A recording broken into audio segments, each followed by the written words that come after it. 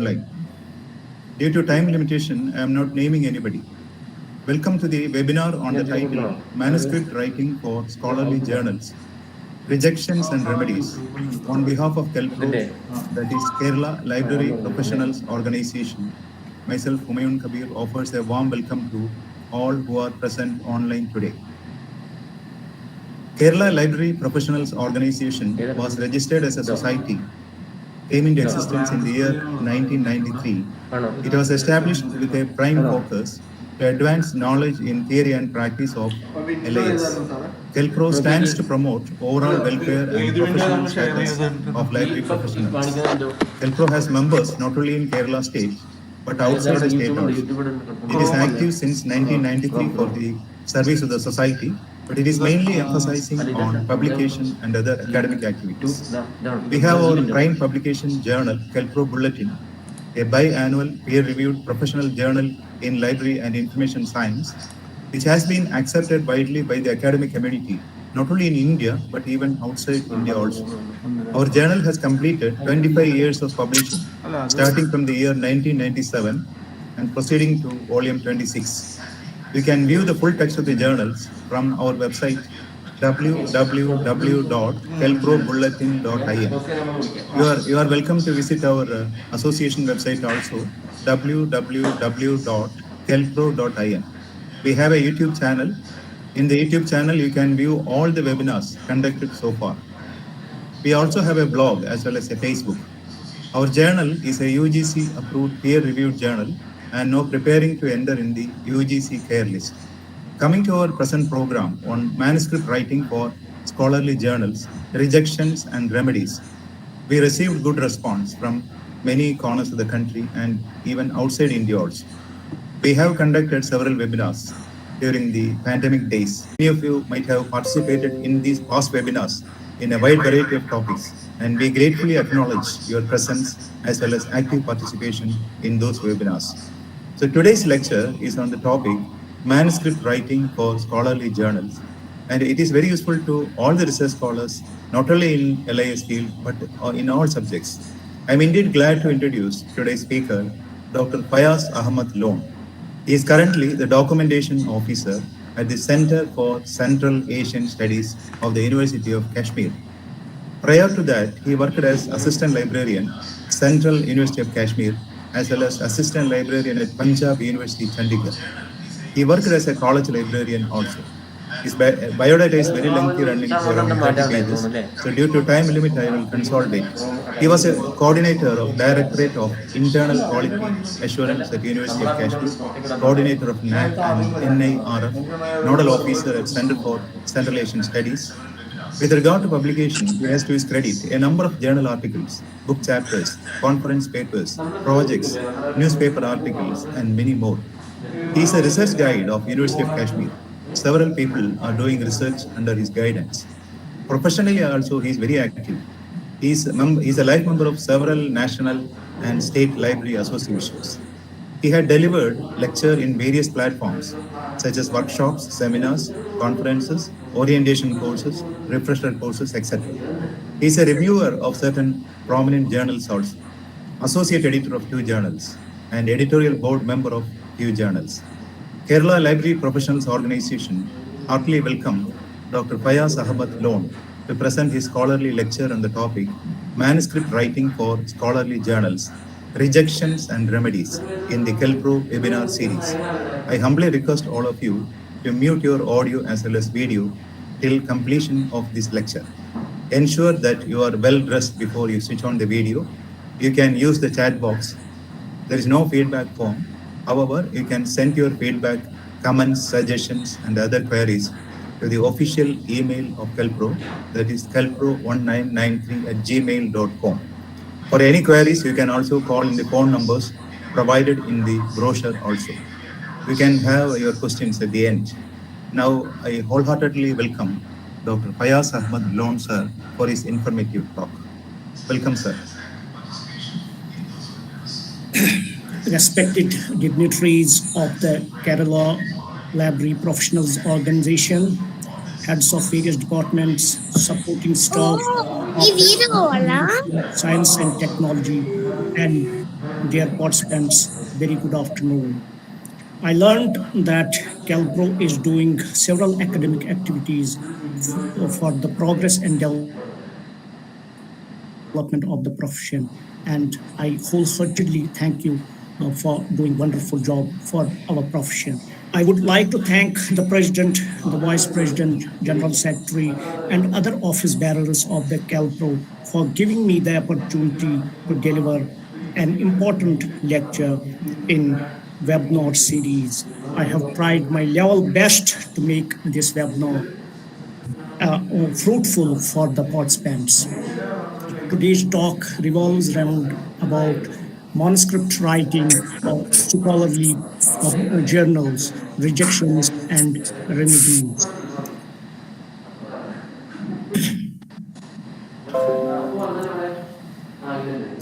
We know that higher educational institutions are considered the teaching and research hub in the educational system. But before few decades, the main focus of these institutions was teaching, not research. But but before few decades, the shift has changed from teaching to research, and now it is mandatory for all the faculty members to publish manuscripts in scholarly journals so that they will get career benefits by publishing in those journals. And it is not only mandatory to publish papers in journals, but in indexed journals, indexed in Web of Science, Scopus, and listed in UGC Care. And the scholar for the faculty members, but for the scholars as well, it is mandatory to publish journals from their thesis to get their research degrees awarded. So there is rat race now to publish papers in scholarly journals. But the problem is that we have more rejection rates than acceptance rates in journals. Let's have a look on the Nature publisher. He provides 10 years data from 2008 to 2017. And in this, when we analyze this data, we come across that the acceptance rate of the Nature publisher is around 7 to 8% only, and whereas 92% of the manuscripts are rejected by its journals. It goes like this: around 10,000 manuscripts are received by the publisher per year. Of those 10,000 manuscripts, at least 2,100 are going to be rejected almost as soon as they are opened, because No, sir. Pardon. editor. Please, pardon, sir. Please just click for the presentation mode. Just click PPT presentation mode.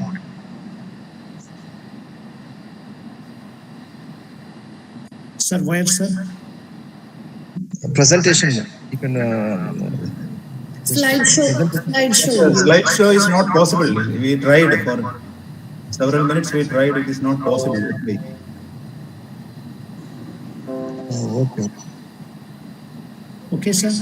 Okay. No, it's not coming. But anyway, you can proceed. There is no other way. So press F5 for full screen. Sir, I have tried, and it is visible on my computer, but it is not on the other side. It is not depicted that it is visible in that form. It is on full screen. It is visible on my computer in full screen mode, but on the other side, it is not visible.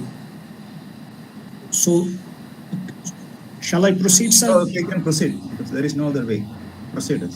And almost 4,000 are rejected by reviewers in the first revision, and 1,900 in the second revision, and 1,200 by editors after the second revision. It means among the 10,000 journals, only 800 manuscripts are accepted in those journals, and 92% are rejected.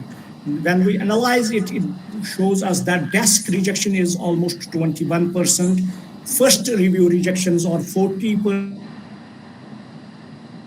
Second review rejections are 19%. Editorial rejections are 12%. And acceptance rate is merely 8%. This is the story of another publisher elsewhere. And 5-year data shows that it accepts 14 to 15% articles in its journals only. So we come across that the scholarly journals are not accepting all the manuscripts that are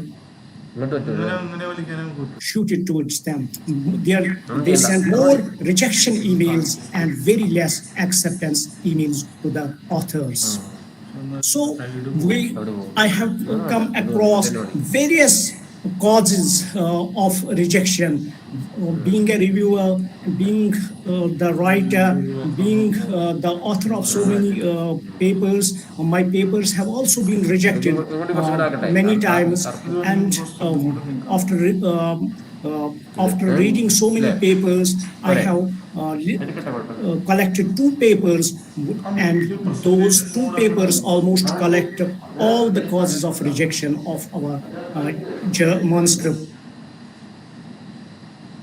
So the first paper is written by Peter Trovar, editor-in-chief of Carbon Journal. He gives 8 reasons I rejected your article. It is title of. Second, he tells that it does not fall within the aims and scope of the journal. Every journal has its scope, being it is related to some subject or a subfield of a subject, or it has its own interesting areas where it publishes its articles, or it can be based on a region. For example, I am working in Central Asian Studies, Journal of Central Asian Studies, Central Asian Survey, Inner Asia. Those are the journals that publishes articles only on Central Asia, and there are also journals, those are language specific, literature specific, so on and so forth. So when we send the article, we must check the scope of the journal. Is our manuscript fitting well in the scope of the journal or not? Number 3, he tells that it is incomplete. That it means that authors' guidelines have not been followed in layout, format, references, and language. Abstract keywords or references are missing. References are incomplete and very old. It ignores important works in the field. So they think it is incomplete and they reject our manuscript. Number 4, he tells us that the procedures and analysis of the data is seen to be defective. The research methodology has flaws. Sample is not representative of the universe. Data collection tools are not appropriate. Biased approach and procedures have been used. Appropriate software and statistical tools have not been used. These are the causes in which makes our procedures defective. And number 5, he tells the conclusions cannot be justified on the basis of the rest of the paper. It means, and he explains, the conclusions are not in tune with the manuscript. The data does not support the conclusions. The conclusions ignore large portion of the literature, or one-sided conclusions have been drawn. The conclusions are based on illogical or invalid arguments. And number 6, he tells us that it is simply an extension of a different paper, maybe or may not be from the same author. It is add-on work, it is duplicate work, it is republication, it is old work with new title, or old wine in new bottles, just like the case, and it is being rejected. This is, he lists 6th, and 7th, he tells us it is incomprehensible. It means the language, structure, or figures are so poor that the merit cannot be assessed. The language of communication is poor. Acronyms and slang phrases have been used in the text. The manuscript has not followed a standard language or prescribed language. It is mix and match of British and US English. It is one of the examples. And number 8 and last one, he tells us it is boring. It is not interesting at all. And the work is not of interest to the readers of the journal. The work is not of current interest in the field. It is not having archival value or is of marginal interest to future audience. The problem has, and this is one, is the problem has already been well researched and there is nothing new in the manuscript. So we tell this is the 8th cause. Now, the next paper I have listed here, the desk rejection. Desk rejection, 10 tips to avoid the doubt by John Bills. That first is the domain, that means scope. No point sending manuscript that lies outside the scope of the journal. Scope, I have already told you, we should not send our manuscript to that journal where the journal which is not accepting such type of papers. So we must check the scope. And number 2 is he tells us about contribution. The objective of research is to extend human knowledge beyond what is already known. If the manuscript does not generate new knowledge, it is rejected. Knowledge builds on knowledge. So simply repeating what others have done before is a surefire way of receiving a desk rejection. Number 3, he tells us length. The academic journals are mostly published in limited number of pages, so be in limits. Keep the length of the article as desired as per the guidelines of the journal. And number 4, he tells us underdeveloped manuscript. That means a premature manuscript or incomplete sentences, incomplete paragraphs, unexplained diagrams, missing tables, hazy images, poor grammar, spelling mistakes, and so on and so forth makes a manuscript premature, and it will come back to us if we will send it for the publication. And number 5, he tells us language. Already discussed that poor language is one of the prominent reasons of desk rejection of manuscripts. And number 6 is references. He gives us one more innovative idea why references are important, because references should be directly related to the study. Only those sources should be cited which are related to the study, and references should be in tune with the journal guidelines as per the style of the guidelines, and we should not cite too many references from one journal and not too many self-citations. It may be one of the causes of rejection, desk rejection of our manuscript. And number 7 is faulty research design. I have already discussed it before. Research methodology, when the research methodology has flaws, methods has flaws, sample is not representative of the universe, data collection tools are not appropriate, biased approaches and procedures have been used, then our manuscript is rejected by the editors and even the universe as well. And number 8, he gives us the evaluation. Evaluation when it fails in originality test, it fails in plagiarism test, and it fails to satisfy editors that it has something new in it, then they send us the rejection notification of our journal. And number 6, anonymity. Number 9, anonymity. When it reveals the identity of authors, when it reveals the institutional identity of authors, then it is also sent back, and we are asked to not reveal our identity. And And number 10, he tells us the format, the most common mistake in table Sir, is the use of excuse me, sir. color. Yes, Excuse sir. me, sir. Would you please again share your screen because somebody tried to present, some others tried to present so that your screen is by default your screen is not visible. So if you stop and please share again, or that is what some many participants wrote in the comment box.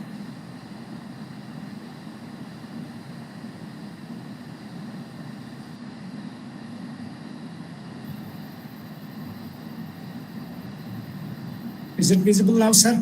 Yes, visible, but not full screen. But full screen Okay, sir. may not be possible. Okay, proceed, sir. Okay, sir. And number 10, he tells us the format. The most common mistake in table is the use of color, incorrect font size, incorrect alignments, spacing after paragraph, margins, and abstract. It means when the manuscript is incorrectly formatted, it looks wrong when we open it, and thereby hampering the chances of publication. So there are so many problems now. What to do? We have the remedies. We have to take steps to improve so that our manuscripts will find place among the accepted manuscripts. If we will not do anything, then it is impossible. But if we will start doing something, then nothing is impossible. And the first step is to select a topic. The topic should be the topic. We should select the topic of the choice of the authors, of our own choice, and it should be also interesting for others as well, and it should have current utility. It should not be obsolete. It should be the hot topic of research where many other are focusing on this topic. It should have logical reasons to study. It should be brainstorming topic of research, and it should be in demand of editors and fit for the journals. For example, today we were in the COVID. We are in the COVID pandemic, and the papers on COVID are being accepted in most of the journals because we are facing this problem, and that's why we should focus on such topics which are in demand of journals as well. And number second step is literature review. We must use the print as well as digital resources to for literature search. Why we should use libraries? Few people have raised questions. Why we should use libraries when everything is on internet? Not everything is not on internet. Libraries have quality and archival material. We must search OPACs like WorldCat, IntCat, and catalog of local libraries to search what is relevant on your topic of study in libraries. And we should also search internet sources because most of the print sources have shifted to digital versions, and we should search the relevant, current, fresh, and quality sources on the internet as well. And we should dig deep into databases, Web of Science, Scopus, or any other database of our interest of related to our topic, and look what has been published on the problem so far. And we should collect those articles from other places. And we should also use indexing and abstracting services like Library and Information Science Abstract, Autumn Index, and so on and so forth. That will be related to our problem under study. And we should also use key journals. We should also browse key journals. For example, if we are conducting research on scientometric matrix, then we should search theme-specific journals. For example, Scientometrics is itself a journal, and it publishes journals on scientometrics. We should browse that journal. and other is Journal of Informatics that also publishes journals on cytometrics. We should use that, browse that as well. Or Journal of Cytometric Research published in India, or Colnet Journal of Cytometrics and Information Management. We should browse those for such topics. And we should, my simple suggestion is theme specific journals should also be browsed to get the relevant data. And we should also use the citation chain. Citation chain means when one article is relevant to us, then we should follow its citations and try to grasp those articles, because those articles will also be related to our study. And we should also follow key authors. For example, if I am conducting research on cytometrics, we should try to know what Indian Garfield, the father of cytometrics, has said about it. What are the contemporary cytometricians, topmost cytometricians, Blascronian, Mike Tilwell has written about our problem. Because if we will cite those prominent authors, it will increase our chances of selection of our paper in a journal. And we should use different variety of tools, and especially academic search tools, to search the internet, to get diverse sources from the internet. And we should use various search techniques, various search strategies, and we should learn and practice advanced search functions as well. For example, filter by year to get recent data, language, subject, and we should use different search strategies, phrase, Boolean truncation, and even if we would think that one paper is relevant to us, but it is in paid mode and I cannot subscribe it, or nor my library is subscribing it, we can write an email to author. He can help you there as well. So when we will collect a corpus of literature on when we will collect a corpus on literature on the research problem, we have to filter it. We do not need to cite all those sources. We must exclude predatory publications, among them cloned articles, hijacker journals, and anonymous documents. We must exclude obsolete sources and all other fake sources, and we must cite only quality and current sources.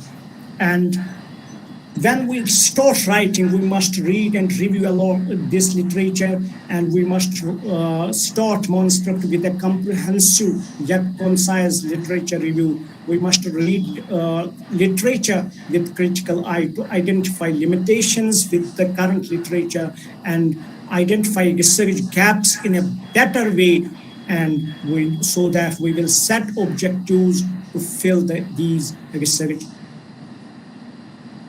gaps in our study. Number third is step in writing our research manuscript is writing significance and objectives. We must state what is lacking in the current knowledge, why the problem we address is important, and we should highlight in which way our manuscript is unique and will make a new contribution to the field. And we should state the research questions and all the research objectives of our study. Number four, step is writing introduction. We should not start writing the paper with introduction. That's not a good thing, because when we will review the literature, we will come across various things that we can include in introduction. The introduction of the manuscript is extremely important. It generally presents a brief introduction to the problem. It should be simple, systematic, powerful, and logical to motivate readers to read the full manuscript. It should hit over the head to grab attention of all, be it editors, reviewers, or readers. So we should avoid unnecessary long paragraphs in our introduction. We should break down paragraphs into smaller, useful units. We should avoid using anonymous acronyms, especially new and unpopular, as these may simply confuse the readers at first instance, and we should not be afraid to use subheadings in our introduction.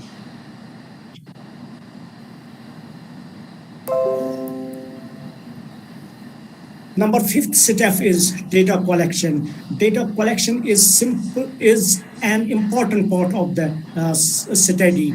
Use appropriate data collection tools or methods for data collection.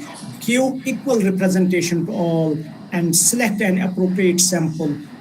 And it should not bring any kind of bias in collection of data.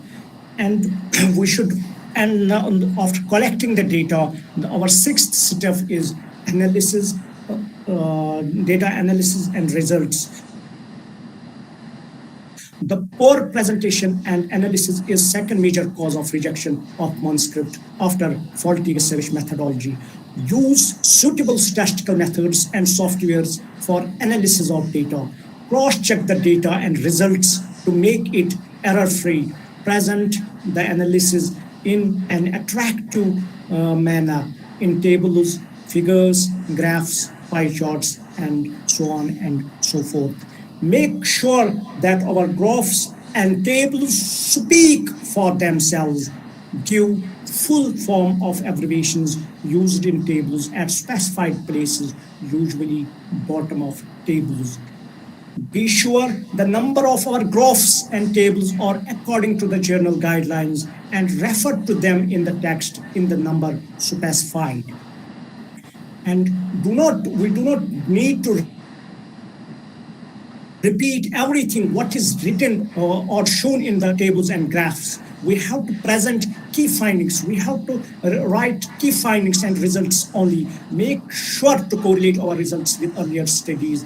Formulate and test hypotheses if applicable to validate your results. And we must communicate results in easy and simple way that will be understandable to all who will read our paper.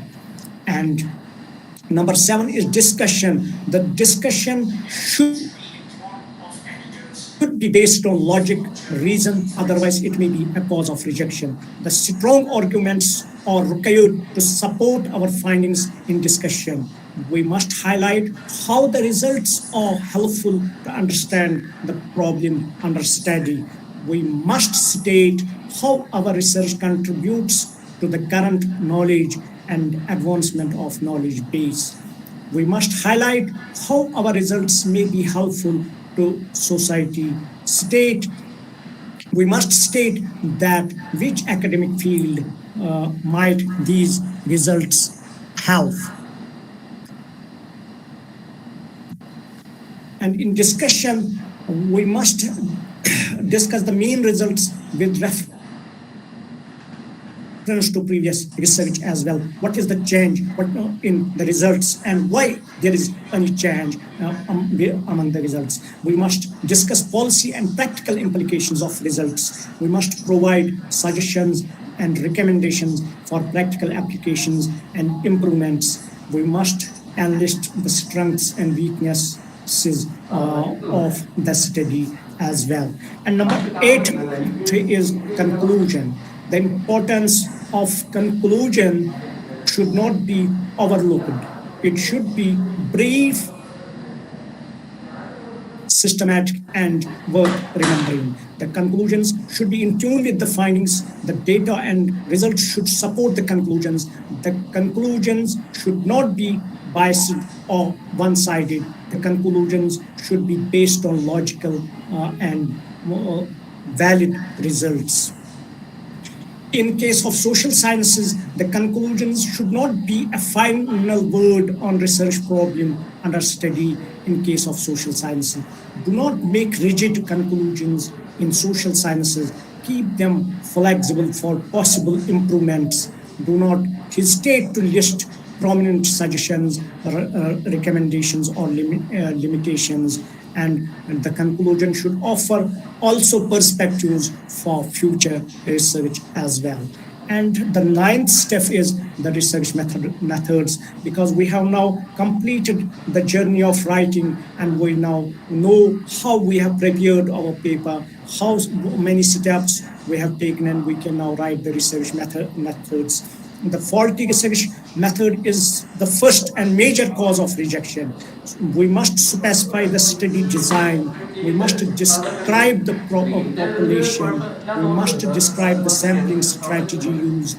We must describe the participants, if applicable, demography, gender, socioeconomic status, class, etc. And we must describe the data collection instruments and procedures. We must report on data collection and response rates. We must identify the main study variables, and we must outline analysis of methods. And we must include data collection tools as an appendix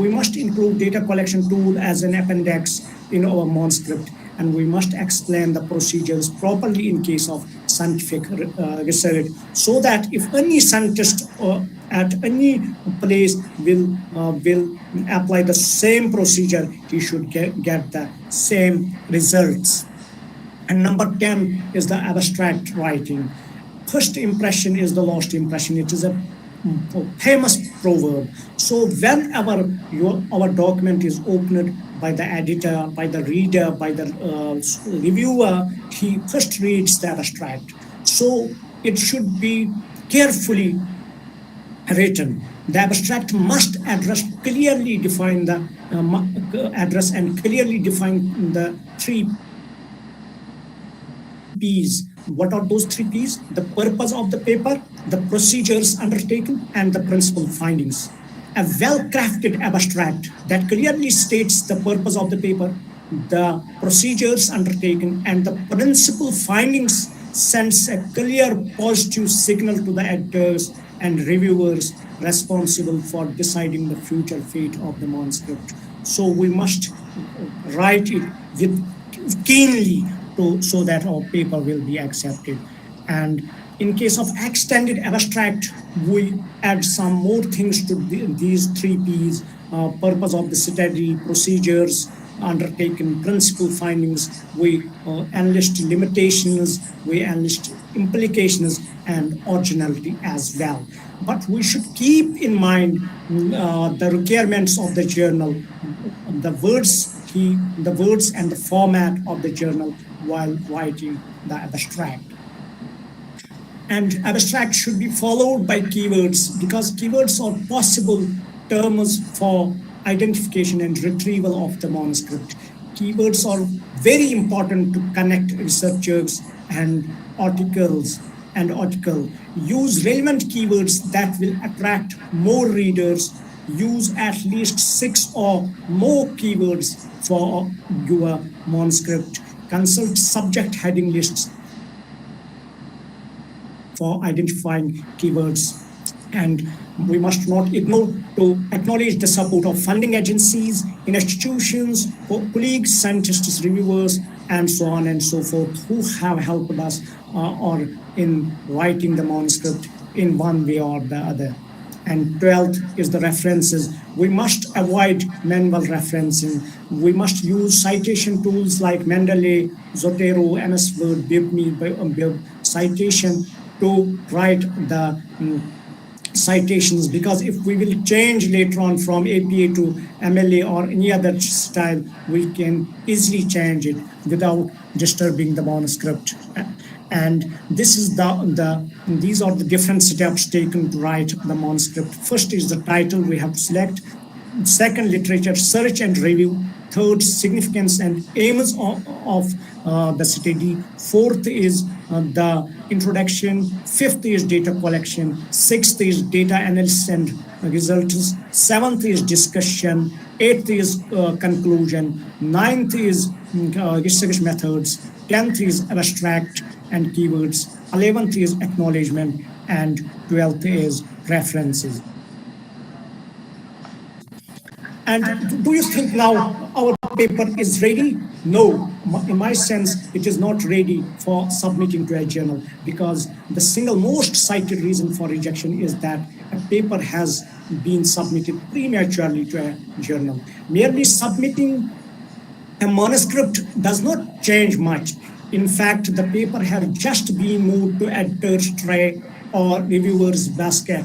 If the paper is not adequately prepared, it comes flying back to us sooner than we expect. So, after writing the paper,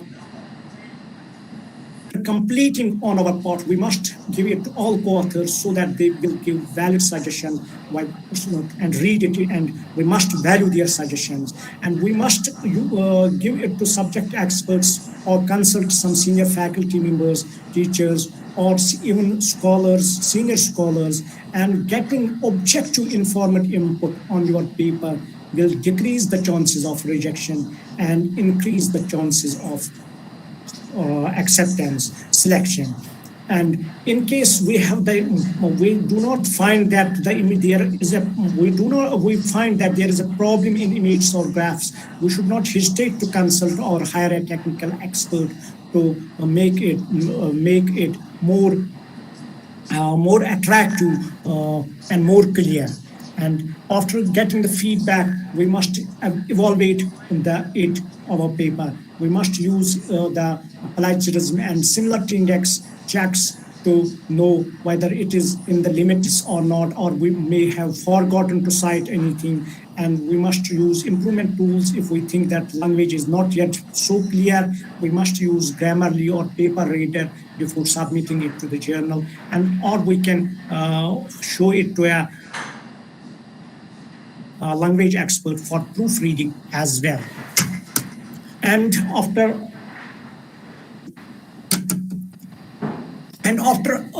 our manuscript is now ready, now we have to select the journal. That we should select the journal that is relevant to our topic, because if it does not fall within the scope of the journal, it will be rejected.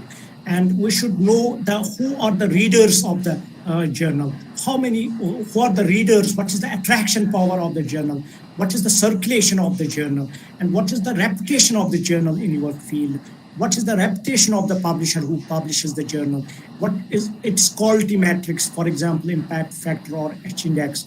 And if you are publishing a paper after doing a project funded by some agency, you must choose the open access, not paid, so that it will reach to everybody and everybody will make use of the funded funds that they have provided, and it will give you more citations as well. And the simple way is you can select the journal from your references as well. But my suggestion is cut your coat according to your cloth, that you must think how the quality of paper, where it will suit best. Otherwise, you will waste your time targeting the major journal with low quality paper. And you can take the help of journal finders as well. There are various publishers have created journal finders which gives us suggestions where our paper is fit for publication. For example, as we a journal finder, Springer journal suggester, journal author name estimator, Taylor and Fraser journal suggester, Web of Science manuscript matcher, and so on and so forth. We can take help of these as well. And then we select a journal. Then we have to read the guidelines of the journal. We have to read the format of the journal.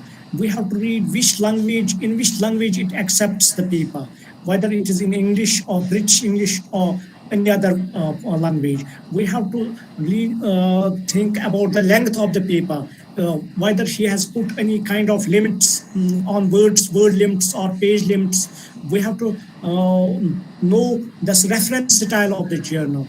And the better way is to consult some model papers from that journal, and it will increase our selection selection of publication in that journal. And when we will do all these, then we have to checklist before submission. We must read make to correct errors, if any. We must properly follow the author guidelines. The layout and formatting styles has been followed properly. The length and language of the paper is in tune with the journal guidelines. All sources cited have been included in references. Similarly, index is within the scope of the journal. Other ethical standards have been followed. So this is the checklist. And when we are satisfied that we have done everything, then we will move to the submission guidelines. In submission phase, I request you to not to send it to any third person, because they do not publish journals in those in the journal which you want to publish. For example, follow the journal guidelines. Then journal guideline will specify that you have to email your article on this email, then email on that. If you will find any predator on a social media, for example Facebook or any other place, and he will tell you, I will publish your journal in this journal, it is UGC listed, it is Scopus indexed, then you are not, he is not going to help you. You are just his prey, and he is a predator. He will send you a paper, publish it in published form, but that will not be published in original issue of the journal. He just will made some changes and will destroy your paper. So and will take money from you. Go to the journal website, see where you have to submit, whether it is online on online Manuscript Submission Central or in specified email. Email to the editor, then only submit on those places. And we mostly require 3 types of documents for submission: anonymous article file, author biographies, and submission letter. Anonymous article file, you must not reveal your identity, not the identity of your institution. You must not reveal anything that will make an excuse to the editor to reject your article. And in author biographies, you must not say when you were born and all that. You must highlight what you have done in academics, what is your research contribution. And in submission letter, you must tell why I have sent this paper to your journal, and because it falls in the scope of your journal, and I have prepared this paper keeping in mind your journal. And now you have submitted the paper, and now you have to wait for the decision from the editor. Every paper has limitations. Be ready for rejection, revision, or acceptance. In case of major revision, minor revision, or acceptance, you have won the game. But in case of rejection, you will learn many things. And in case of rejection of revision, do not give up. And reviewers' feedback is always important. Be grateful for the reviewers' comments and suggestions. In all cases, when a revision is required, we should consider each reviewer's report very carefully and modify accordingly. We should keep track of our changes to convince reviewers that all changes suggested by your good self have been incorporated. And in all cases, major or minor changes, we should modify our manuscript and make all necessary changes and resubmit to the same journal. We must prepare a feedback and response document to motivate reviewers. However, if you disagree with the reviewer at any point, we are not obliged to do what is asked, but we must provide a convincing explanation in our response in a civilized manner and learn from rejection. And even if after submitting our revision it is rejected, then learn from rejection. Article rejection is a normal for all authors. We must modify our article in response to reviewers' criticism before submitting to elsewhere. and decide alternative journals, even if it is rejected by so many, because at the early phase of the career, we can many papers are rejected time and again, but we should not lose hope. There are alternative to scholarly journals. For example, we can publish it in book as book chapters, as we can present it in conferences, or we can publish it in conference proceedings as well. But I will suggest, do not publish and promote the predatory or cloned publications. So, what do you think? Editors and reviewers are monsters. They are not allowing our manuscripts to be published? No, no, this is not the case. Editors and reviewers do not like rejecting submissions. They are not sadistic monsters who thrive on the misery of others. Instead, they tend to be sympathetic souls who give up their time because they want to help people develop their manuscripts to publishable standards. However, they do not want to compromise on quality and ethics, so they want to publish interesting and innovative ideas.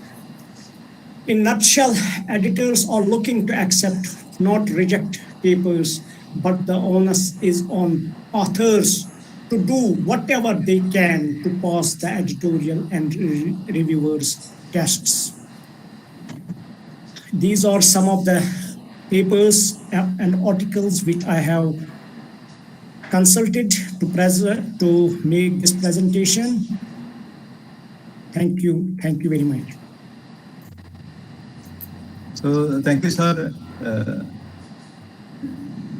Now you can exit that PPT. You can exit now. Okay, sir. You can remove that PPT. Yes. Okay. So thank you very much, Fayaz sir, for your informative presentation. You have disseminated a lot of useful information, which is really interesting and highly useful to all those who are preparing scientific papers and wish to publish in standard or quality journals. And why papers written with great effort are rejected. What are the various causes of rejection? Dr. Fayaz mentioned. Now, I also came to know why my papers are rejected. So anyway, now still there may be doubts in the minds of the audience. So they may have questions now open to the audience. You can have your questions now.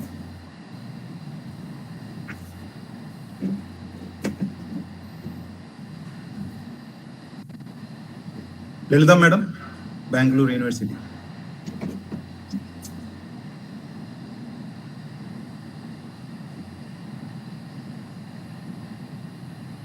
Dr. Baba is there, Dr. Abdul Majid Baba.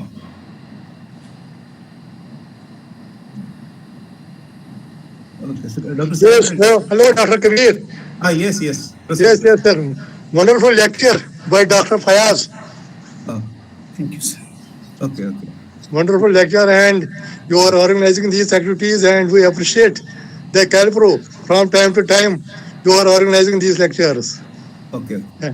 So thank you, Dr. Baba. He was the university librarian and head of the department of University of Kashmir, and as well as he worked in the, I think, Central University of Kashmir later. Yes. And I think now also you are working there, right? No, I am working now in the Integral University, Lucknow. I have joined there. Oh, you came to UP, right? Okay, anyway, good test. Professor Humayun, sir. Yes, yes, Basavaraj Gadakin. Okay. He's from Bellary, Karnataka. Thank you for organizing a good lecturer. Okay. I very much thankful to Dr. Fayaz. He has given a wonderful lecture to the research scholars. Especially, it is very useful to the research scholars and those who are interested in research activities. Right. Thanks to Dr. Fayaz and Humayun, sir. Thank you very much, sir. Thank you very much, sir. Thank you for joining. Dr. Suresh Kumar is there? Dr. P.K. Suresh Kumar.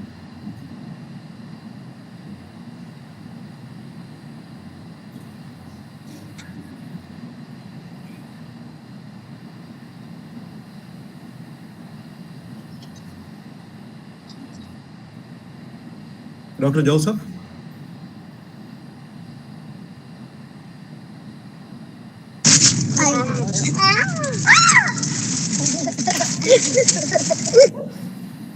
I'm here, sir. I'm here. Okay, Dr. Joseph, okay. Please proceed. Sir, I'm Dr. Joseph. You can unmute your video also. The video.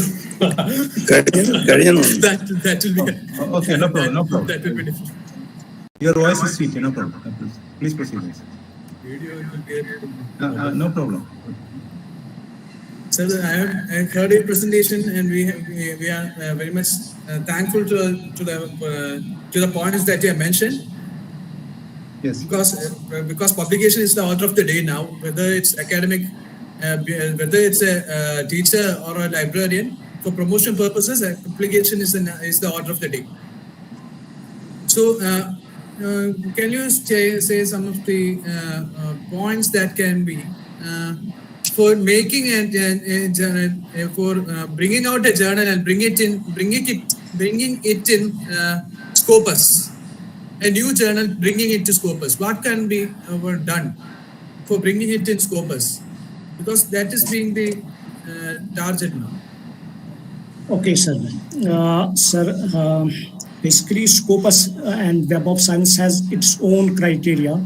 I think Scopus has 26 or 24 points that you have to fulfill, and then only your journal will be indexed in Scopus. And in case of Web of Science, that is having its own criteria. After fulfilling the criteria, they will put your journal in emerging sources citation index, and when it will pass, it will raise the impact factor. Then it will be indexed in social science citation index or science citation index or arts and humanities citation index. And if it will not be able to sustain in the emerging sources citation index, then it will be removed. And they have their own criteria. I can send or share you a link with you if you will send me an email, or you can search it online as well. Because this being the order of the day, every new journal that is subject based must be in the list of Scopus, so as to gain the vision, so as to gain the vision of the research scholars as well as the research supervisors.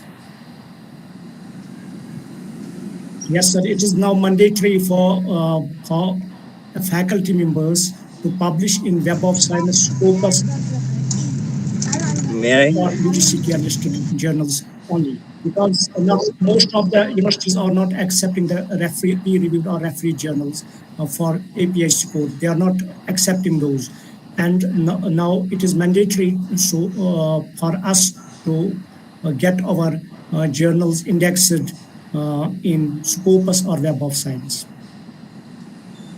Okay, sir. I'll send the mail to you.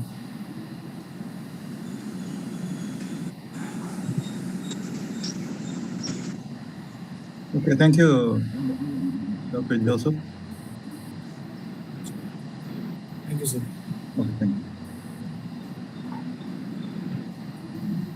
you. Any other question? May I allow to speak? This is Dr. Hilal. Yes. Proceed.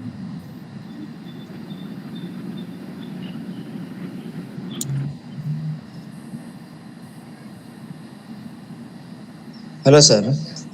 Thank you for your wonderful presentation. And I have a question, because if you go to internet, we used to get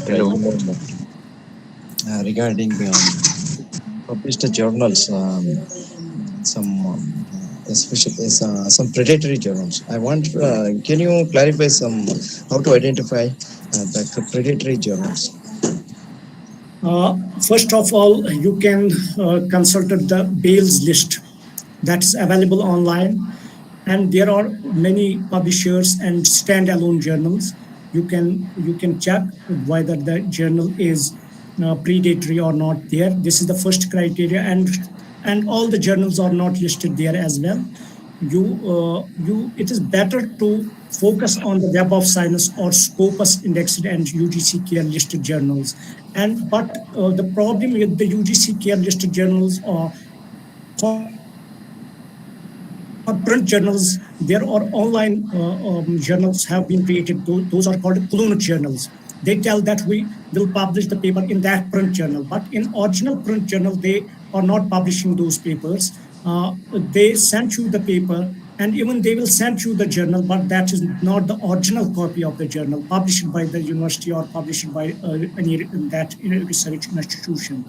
They collect money from different authors, publish 4 or 5 copies, and send them the journals. But that is not the original journal, which is published by the actually published by the university or that research center. They are called cloned journals. That is the problem there. And one more is hijacker journals. For example, we create a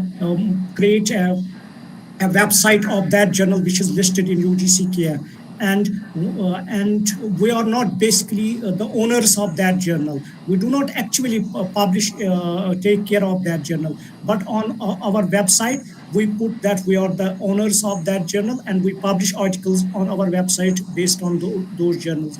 That's called hijacker journals. We have to keep a vigilance on those as well. And we are seeing the predators on social media, especially on Facebook. They tell you that we will publish in this journal that is Scopus indexed. They sent you the paper, they modify it online on their own computers and sent you that it has been published, but that's not actually published in the journal.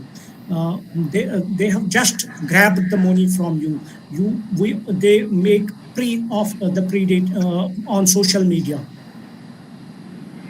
And we must be very conscious. We must be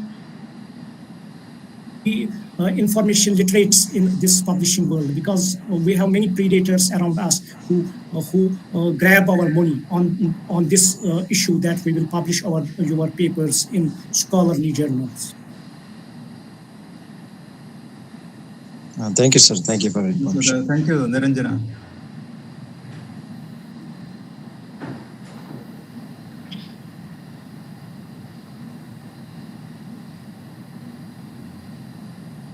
So, sir, I'm Dr. Surendran.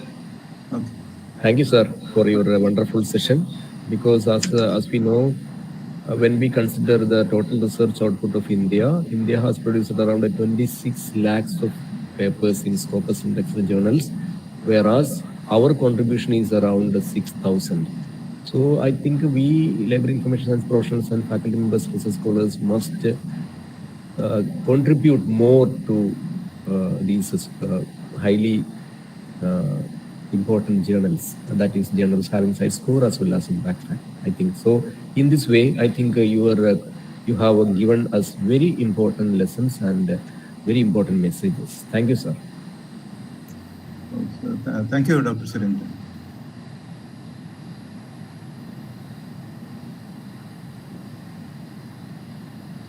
So I think if no more questions, we can wind up. Okay.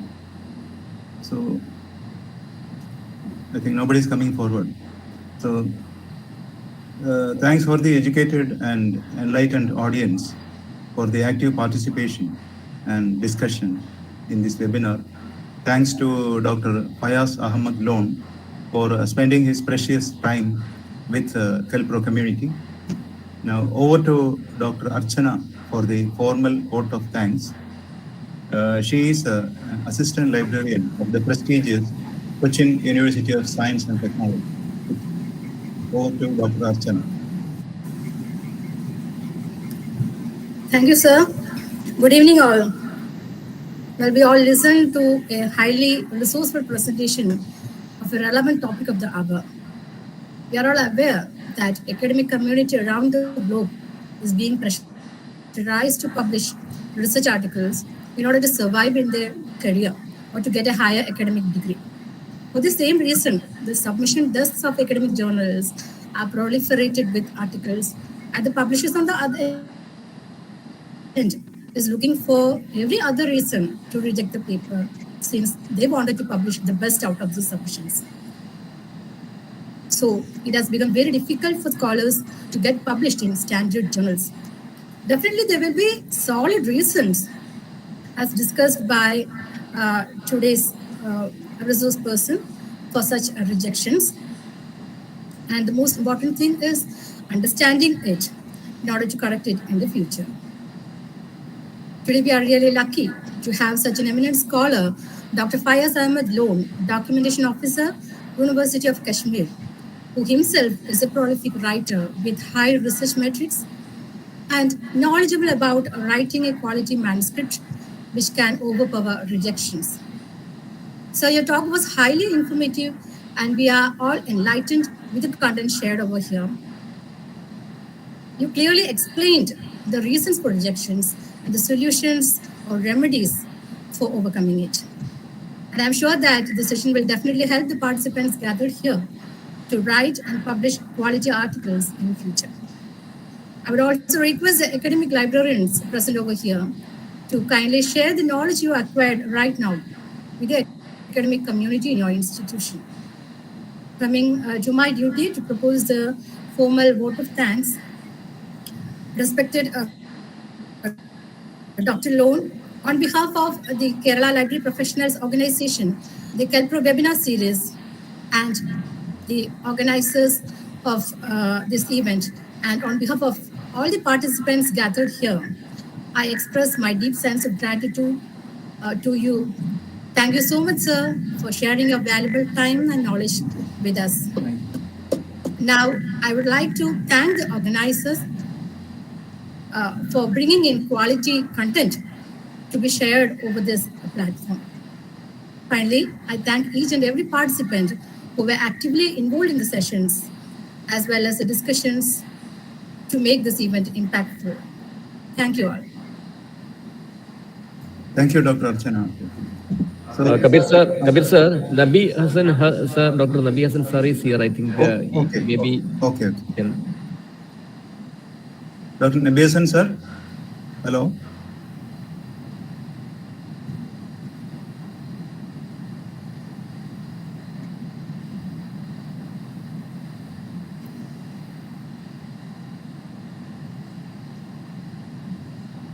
Okay, anyway. Okay, sir. Thank you very much, sir. Fayaz Lone, sir.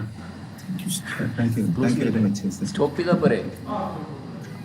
You have accepted our invitation and spend your time. YouTube stop streaming.